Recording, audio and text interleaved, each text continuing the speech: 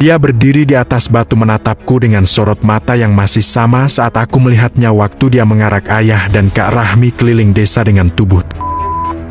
Saat itu aku sudah bertekad ingin membunuh lelaki ini dengan tanganku sendiri serta darahnya akan membasahi kuburan Kak Rahmi, atau ia harus merasakan apa yang dirasakan Kak Rahmi. Dia dan Pak Guntur harus bertanggung jawab atau menerima balasan atas kematian kakakku.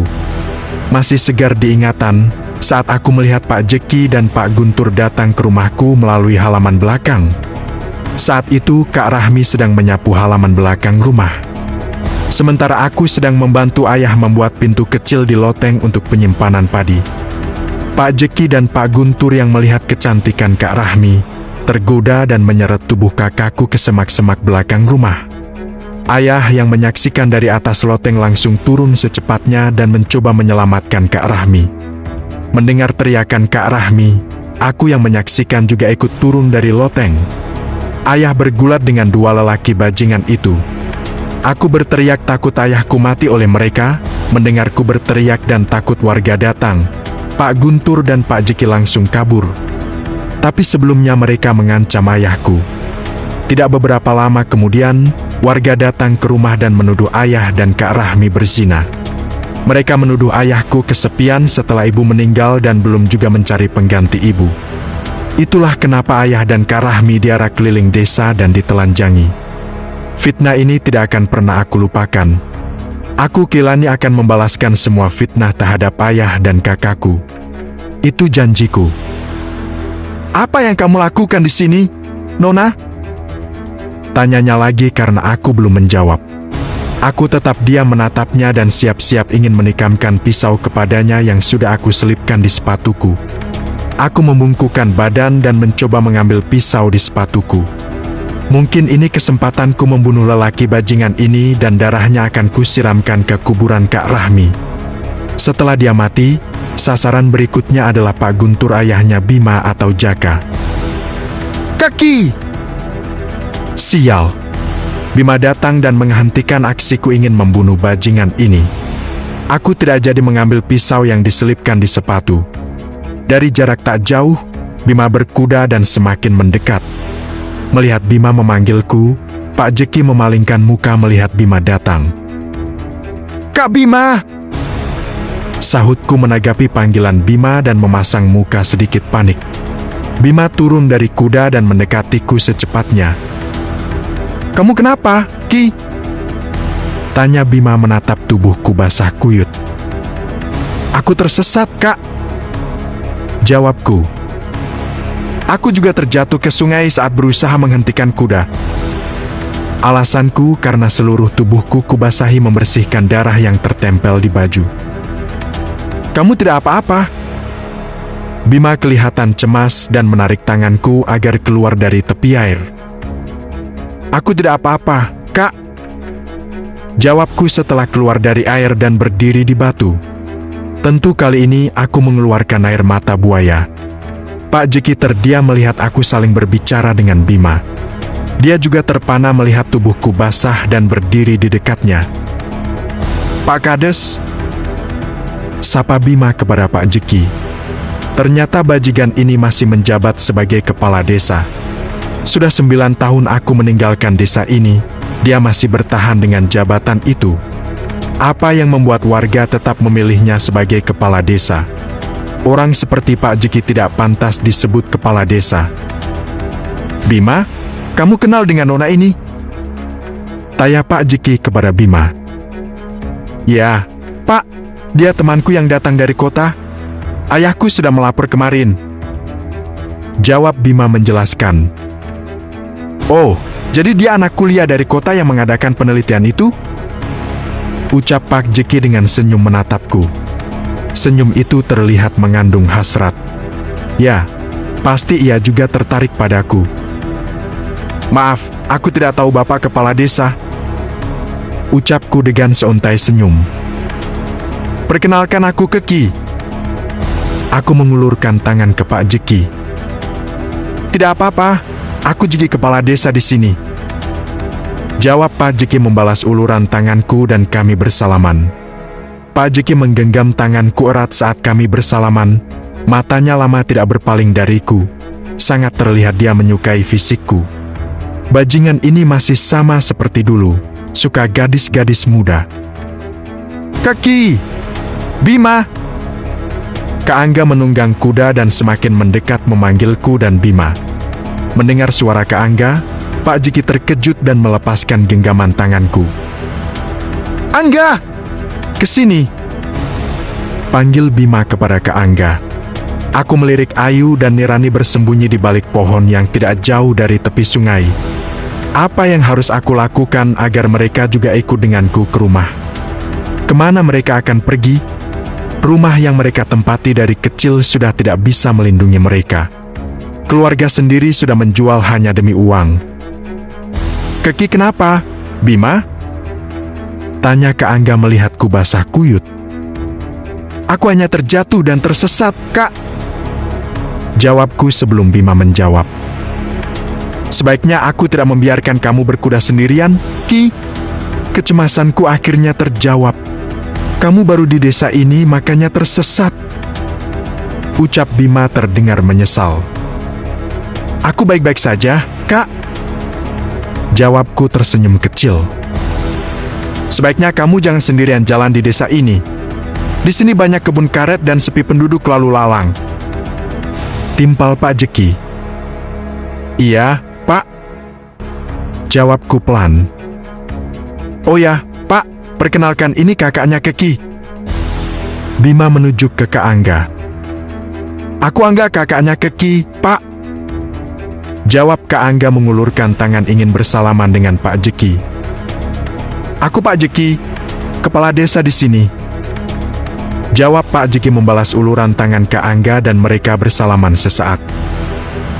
Maaf, Pak, kami belum menemui Bapak melapor kalau adikku mengadakan penelitian kampus di desa Bapak.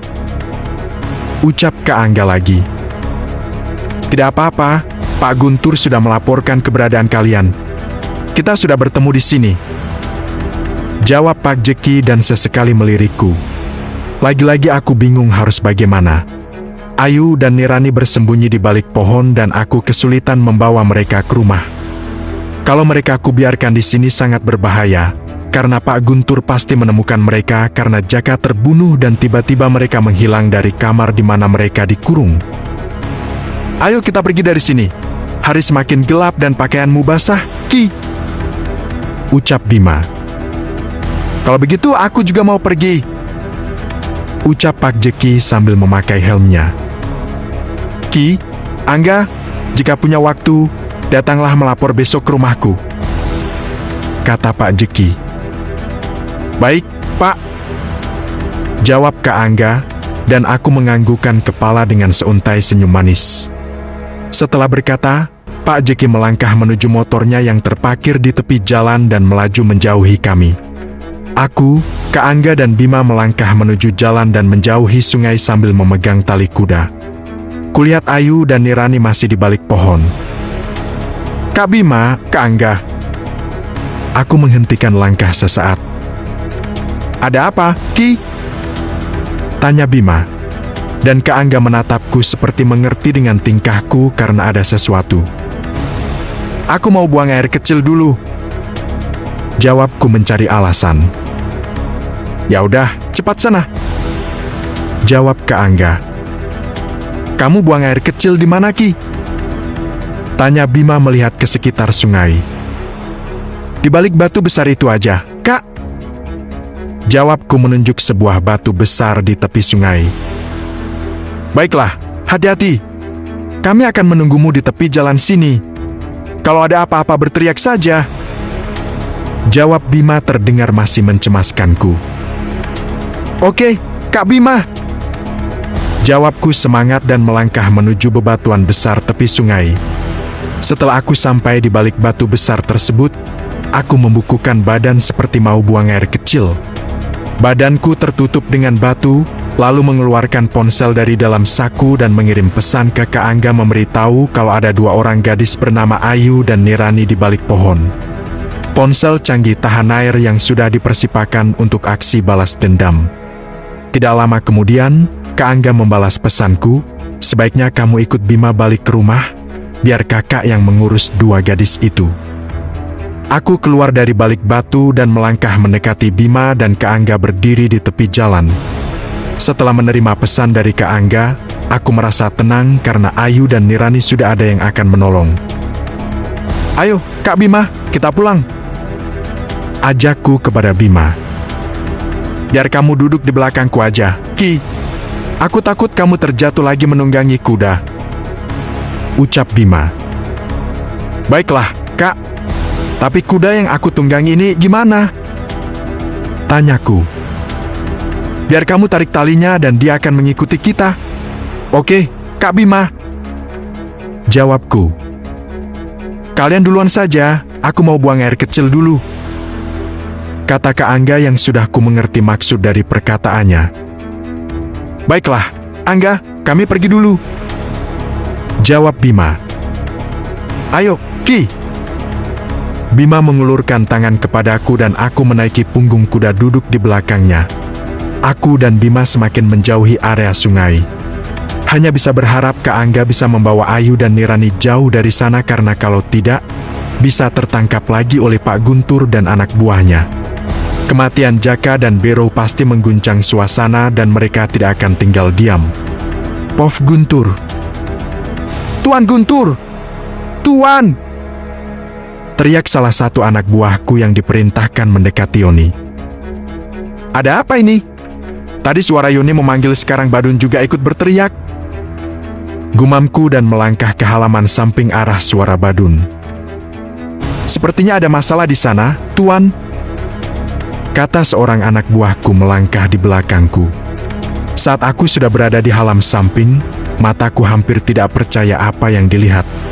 Yoni mati bersimbah darah tergeletak di tanah. Yang membuatku semakin terkejut, lehernya mengeluarkan darah seperti disayat pisau. Siapa yang berani melakukan semua ini kepada anak buahku? "Yoni mati, Tuan," kata Badun gugup melihat mayat Yoni. "Siapa yang berani melakukan semua ini?" Aku masih terpana sambil mengepalkan tangan. "Tuan! Tuan Guntur!" Dari arah belakangku, salah satu anak buahku yang lain berlari menghampiri dengan muka tegang. "Ada apa? Kenapa kamu seperti melihat hantu?" tanyaku kepada anak buahku ini, nafasnya tersengal-sengal. Tuan, Bang Bero dan Tuan Jaka terbunuh," jawab anak buahku itu yang membuat dua niaku terasa mau runtuh. "Jangan bohong kamu!" Aku menarik kerah bajunya. "Lihatlah di lorong bawah tanah, Tuan," jawabnya gugup. Aku langsung berlari ke dalam dan menuruni anak tangga menuju ruang bawah tanah. Sudah ada pintu salah satu kamar yang terbuka dan beberapa anak buahku berdiri di pintu tersebut. Aku melihat ke dalam kamar itu. Rasanya tidak percaya dengan apa yang terlihat. Jaka mati dalam keadaan bugil di samping mayat Bero dan salah satu anak buahku yang lainnya. "Putraku!" Aku berteriak memeluk mayat Jaka. Putra kesayanganku telah tiada. Tidak, ini pasti hanya mimpi. Tidak berapa lama kemudian, istriku datang setelah dipanggil salah satu anak buahku yang lain. "Jaka! Jaka putraku!" teriak istriku. Kami sama-sama memeluk mayat putra pertama kami dengan hati perih dan tidak pernah membayangkan semua ini akan terjadi. "Siapa yang membunuh putraku? Siapa?" teriak istriku di sela tangisnya. Tidak ada yang menjawab. Semua anak buahku diam menundukkan kepala. Aku bangkit berdiri menatap ke sekitar. "Periksa semua kamar di ruangan bawah tanah ini. Pastikan gadis-gadis itu masih ada di tempatnya," perintahku kepada beberapa anak buahku. "Baik, Tuan," jawab anak buahku dan sebagian dari mereka langsung bubar memeriksa semua ruangan bawah tanah ini. "Ambil selimut itu, tutup badan anakku," perintahku lagi kepada anak buahku yang berdiri di pintu. Ketiga mayat itu kami bawa ke ruangan atas rumah. Rasanya ini seperti mimpi buruk. Putraku yang terkenal kuat bisa mati dalam keadaan yang sangat memalukan. Sekilas kulihat ini mirip cinta segitiga sesama jenis. Mustahil putraku mempunyai kelainan seksual. Apakah selama ini putraku menjalin hubungan dengan Bero di belakangku? Tidak. Ini tidak mungkin. Jaka lelaki normal dan menyukai wanita, tidak mungkin dia mau mengurung Nirani kalau bukan melampiaskan hasratnya. Aku sangat tahu kalau Jaka menyukai gadis-gadis muda dan cantik, sama sepertiku. Kenapa dengan putraku kenapa? Istriku masih menangis melihat mayat Jaka bersimbah darah yang sudah ditutupi selimut. Aku terpana melihat semua ini dan masih syok tidak percaya.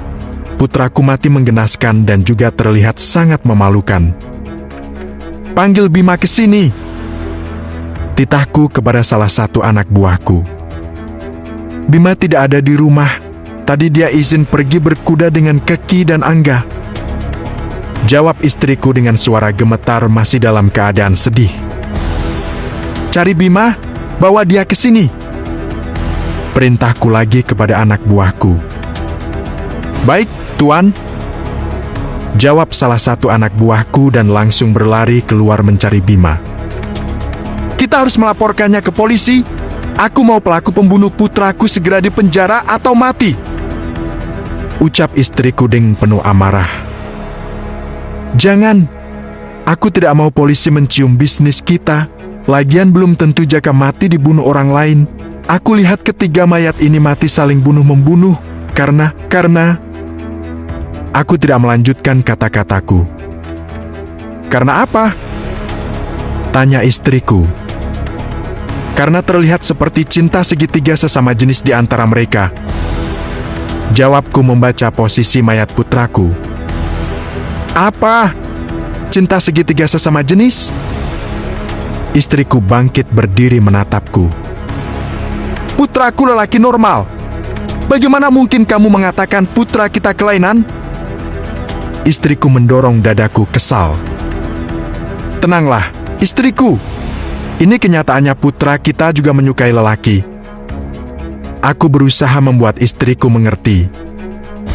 Cukup. Kalau putraku kelainan, kenapa Nirani dikurungnya di kamar itu? Bisa jadi Jaka suka wanita dan juga suka lelaki. Jawabku dengan menjelaskannya. Aku tidak percaya. Aku yang membesarkan putraku. Jawab istriku marah karena tidak setuju dengan penjelasanku. Aku diam berpikir. Tidak mungkin Jaka. Agah. Apakah mungkin ada musuh dalam selimut? Tuan! Dua gadis itu tidak ada di kamarnya. Kata seorang anak buahku. Brengsek! Aku melempar bekas botol minuman yang terletak di atas meja ke lantai. Bagaimana mungkin mereka bisa meloloskan diri? Kejar mereka! Aku yakin mereka belum jauh dari sini. 11 orang anak buahku diperintahkan mencari dua gadis tahanan kami. Sudah bertahun-tahun aku punya bisnis ini, tidak pernah terjadi pembunuhan dan tahanan lari. Apakah ada seseorang di balik semua ini? Mustahil seorang putraku yang punya ilmu bela diri mati dalam keadaan seperti memalukan dan kalah di tangan seseorang atau di tangan dua gadis itu.